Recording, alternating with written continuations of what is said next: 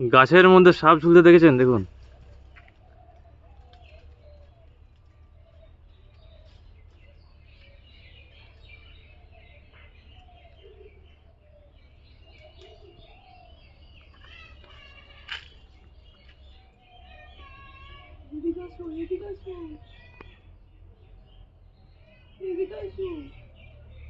মাথাটা কথা দেখেছো?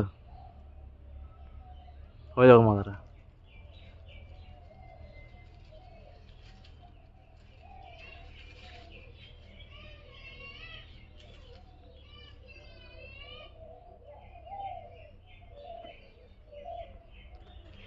এটা হচ্ছে ঢ্যামনা সাপ।